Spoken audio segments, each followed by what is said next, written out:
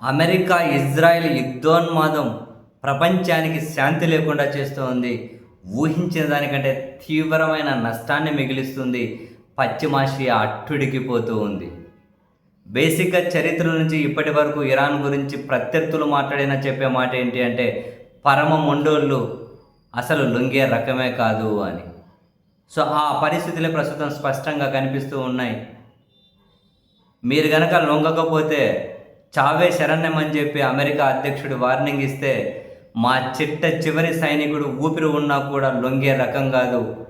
ఏ స్థాయి వరకు పోరాటానికి వస్తారో రండి చూసుకుందామని చెప్పి ఇటు ఇరాన్ కూడా తాజాగా ట్రంప్కు వార్నింగ్ ఇచ్చి,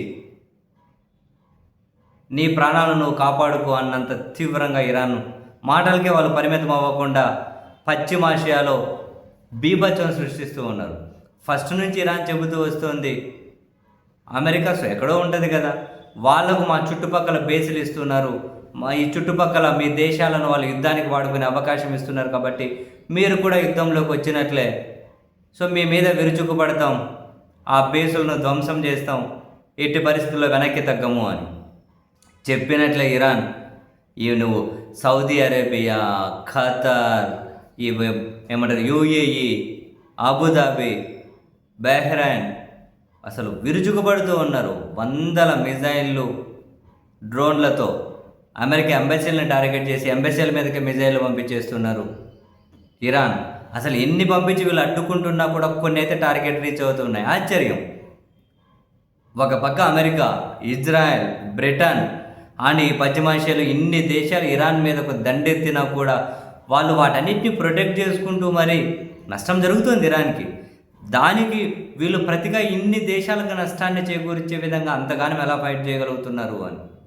సౌదీ అరేబియాలో ఉన్న వాళ్ళకు ప్రధాన ఆర్థిక వనరు అరామ్కో ఆయిల్ రిఫైనరీ, దాని మీద అటాక్ చేసేసి బీభత్సం సృష్టించింది ఇరాన్. తాజాగా లేటెస్ట్ అప్డేట్ బీభత్సం సృష్టించింది. అమెరికన్ ఎంబసీలను టార్గెట్ చేశారు. అమెరికా ఫైటర్ జెట్ను కూల్చేసింది. హార్మోన్ జలసంధిని మూసేసింది. అక్కడికి పోయే వాటి మీద దాడులు చేస్తుంది. వీళ్ళు ఇన్ని దేశాలు మూకుమ్మడిగా దాడి చేస్తుంటే వాటిని తట్టుకొని మరి వీళ్ళకు నష్టాన్ని చేకూరుస్తున్నారు. అల్లకల్లోలం ఉంది ఆ పరిస్థితి అయితే. అండ్ ట్రంప్ ఫైనల్గా మీకు నేను ఇమ్యూనిటీ ఇస్తాను, ఇరాన్ సైనికులరా మీరు మొత్తం యుద్ధాన్ని ఆపేయండి, ఆయుధాలు వదిలేయండి అంటే, మేమే మీకు ఇమ్యూనిటీ ఇస్తూ ఉన్నాం, నువ్వు శాంతి చర్చలకు వచ్చినా మేమైతే వెనక్కి తగ్గాం, ప్రతీకారం తీర్చుకొని తీరుతామని చెప్పి ఇటువైపు నుంచి రిప్లై. అత్యంత ప్రమాదకరమైనటువంటి బాంబర్లను పంపిస్తామని అమెరికా అధ్యక్షుడు అంటే, మీరు ఏం పంపించినా కూడా మా పోరాటం ఆగమని చెప్పి వీళ్ళు అంటూ ఉన్నారు. మొదలెట్టింది మీరు, రక్షణ కోసం మేము అని చెప్పి ఇరాన్ నిజంగా బీభత్సం సృష్టిస్తుంది. ఎక్కడికక్కడ తెలుగు ప్రజలు జాగ్రత్తగా ఉండండి. తెలంగాణ ప్రభుత్వం అయితే హెల్ప్ లైన్ నంబర్లు ఏర్పాటు చేశారు. సో ఆ హెల్ప్ లైన్ నంబర్లకు ఫోన్ చేయండి.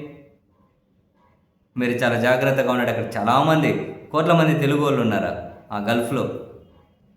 ప్రముఖులందరూ చిక్కుకుపోయారు. విమానాశ్రయంలో పివి సింధు అక్కడే ఉన్నారు, మంచు విష్ణు అక్కడే ఉన్నారు, చాలామంది సినిమా వాళ్ళు ఇరుక్కుపోయారు, వ్యాపారవేత్తలు ఇరుక్కుపోయారు, స్టూడెంట్స్ ఇరుక్కుపోయారు. ఇటువంటి పరిస్థితి వస్తుంది. ఇరాన్ అయినా ఎందుకు వదిలిపెడుతుంది?